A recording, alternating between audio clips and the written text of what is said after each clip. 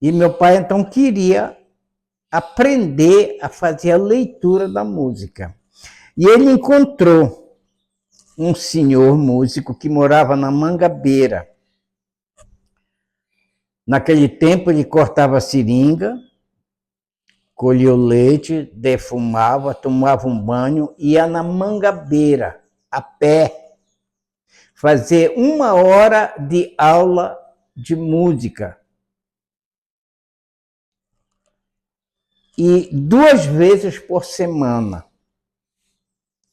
Então, depois que ele aprendeu a leitura da música, os filhos foram crescendo e ele foi ensinando para os filhos.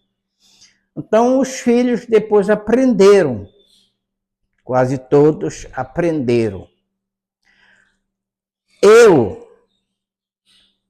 Minha mãe morreu, eu fiquei com 4 anos, não me lembro da minha mãe. Nada. Então eu fui criado fora da minha família. Fui criado com meus tios, parentes assim, fora, né? Eu fui aprender música já agora, quando foi criado o Clube Musical Circulista, com o professor Martinho Pinheiro. Mas como é uma herança, digamos assim, de família, então eu tive uma facilidade para aprender também um pouco de música, né? Que eu entrei lá para a banda do Clube Musical Circulista. Então daí vem a origem da arte, né? E a gente foi seguindo. O pai, com 5 filhos e 2 filhas, formaram uma banda musical da família, só da família. Naquela época não tinha nada eletrônico. Toda a música que existia era ao vivo, chamado pau e corda. Então, meu pai, com 5 filhos e 2 filhas, saíram tocando forró, que a gente chamava assim, né? Em todo o município.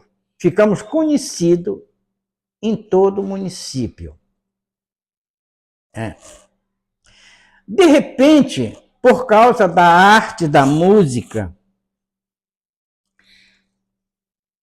do Rio de Janeiro, um amigo do meu pai, todo ano mandava um álbum de música para o meu pai. Todo ano, um álbum daquele ano que se renovava. E num certo álbum musical veio uma música em ritmo de samba, falando do bairro Catumbi, lá no Rio de Janeiro. No Rio de Janeiro tem um bairro que o nome é Catumbi. Meu pai, em casa, ensaiava as músicas para tocar nas festas e os filhos aprendiam a letra daquela partitura. Chegando nas festas, não tinha microfone, não tinha nada eletrônico. Se falava, se cantava com a boca. A gente diz assim, né? Se cantava só com a voz. E aí o Antônio e o Paulo cantavam a música e o povo dançante ouvia. Ouvia a música e apelidou, então, meu pai de Manduquinha Catumbi. E pegou. Do pai foi passando para os filhos, né? Foi passando para toda a família este apelido Catumbi. Ficou. O pai foi embora, aí veio o Antônio, né, que ele ensinou. O Antônio fez um curso, ainda no tempo do senhor Antônio Malato, e o senhor Antônio Malato mandou ele para Belém para fazer um curso de regente de banda. Foi quando o senhor Antônio Malato morreu, o Antônio voltou às pressas para cá. e assumiu a direção da AMAN. Não era AMAN, ainda era Clube Musical Circulista. Com a morte do Antônio Malato, foi criado a AMAN no dia 2 de maio de 81. E o Antônio trabalhou 13 anos na regência da banda, formando todos esses músicos que hoje Ponta de Pedras tem. Então formou o Marcelo, formou o Fábio Freitas, formou o Rosiberto, formou o Ari, formou tudo que tem de música em Ponta de Pedras, hoje saiu do Antônio Catumbi. Antônio e Paulo, esses dois, foram pilares da sustentação da banda. Então a vida é essa, né? Como eu sempre gostei de ler da minha família, eu fui o único, eu sou o último, e fui o único que sentei num banco de escola. E eu digo, repito, num banco de escola, sou eu. Né? E lá eu aprendi a ler, como todos, só que os outros irmãos aprenderam com meu pai. E eu já aprendi com meu pai, mas aprendi com os outros, fui na escola, ouvindo outras coisas. Né? De repente, fiquei, digamos assim, entusiasmado pela leitura, eu gosto muito de ler. Mais ou menos na década de 1950, foi criado o SESP aqui. E o hospital da SESP foi instalado no andar térreo da prefeitura. Tudo ali embaixo era o centro de saúde, na prefeitura. E veio um cidadão de Manaus para cá, trabalhando como sanitarista, serviço sanitário do SESP. Ele andava nas casas, mandava fazer fossa, vigiava, etc. Né? A gente fez uma amizade com o seu Praias, que era o cidadão sanitarista, Oscar Mendes Praia. E ele um dia me levou de presente um livro para mim ler, emprestado. Um livro da prefeitura, que tinha uma biblioteca ou uma enciclopédia com todos os livros contendo a fundação das cidades do Brasil. E ele pegou então um livro grande assim, desses de pano, capa de pano, e levou para me mostrar onde falava dos municípios do Marajó, onde falava de Ponta de Pedras, Cachoeira, etc. E eu li aquele livro, gostei de saber a história de Ponta de Pedras.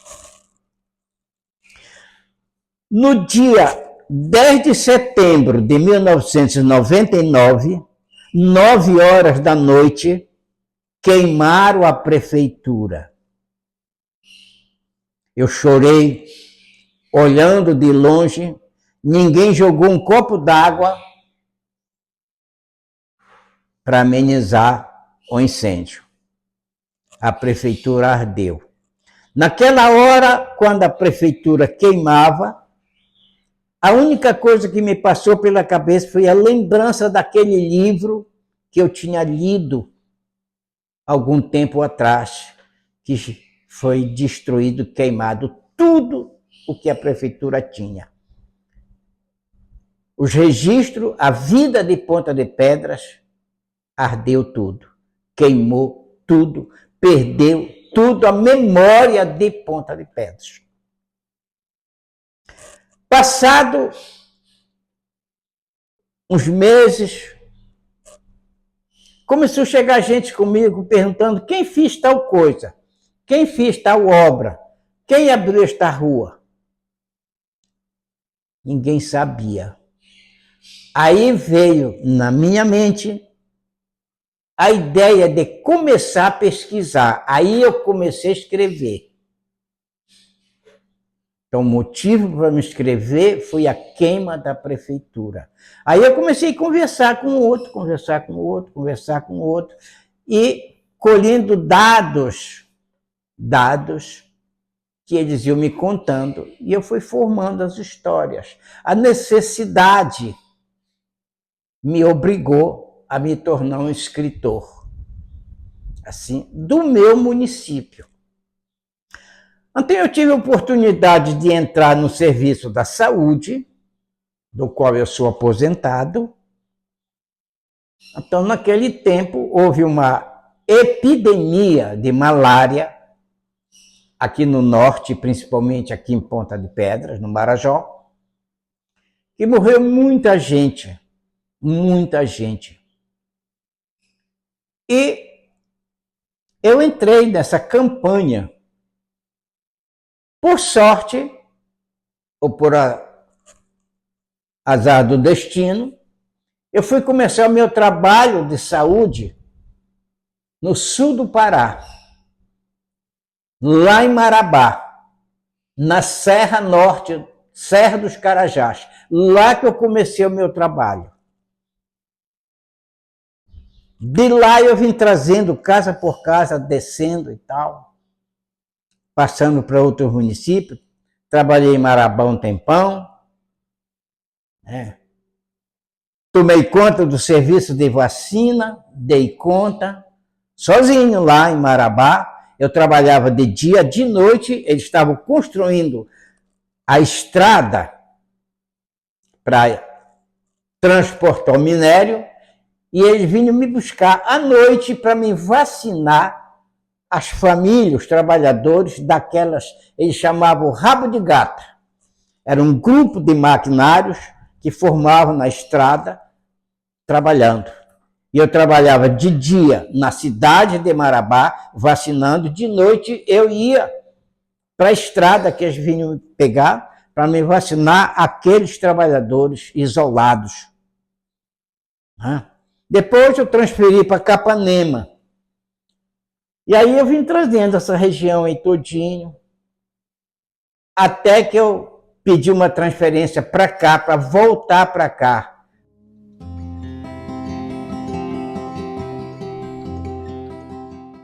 Bom, o tio Sérgio, ele é para Ponta de Pedras uma personalidade que ela deve ser valorizada pela história que ele tem e teve, tanto na cultura, na, no registro histórico que ele faz, no registro das pessoas e na sua disponibilidade de ensinar a quem o procura. Eu, às vezes, vou lá e ele me ensina, toda vez que eu vou lá, ele me ensina alguma coisa. Então, o tio Sérgio, ele tem essa importância para trabalhos de escola, trabalhos de faculdade, curiosos, pesquisadores, e devido a essa grande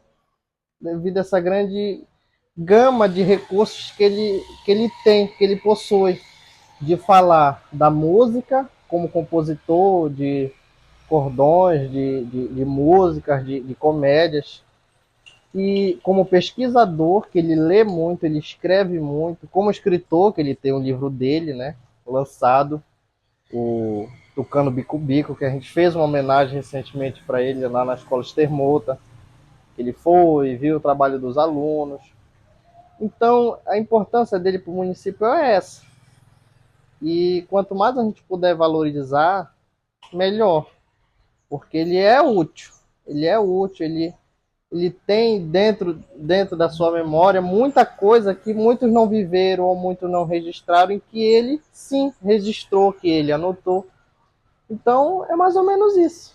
A importância do tio Sérgio, ele para mim é uma inspiração de tudo que ele me proporciona e proporciona para todo mundo, que é cultura, que é do boi, que eu participo, da história, dos registros, dos relatos, da sua oralidade, que eu acho impressionante, que ele lê muito bem, fala muito bem, e que ele seja cada vez mais uma constante inspiração para as novas gerações que vêm e que virão.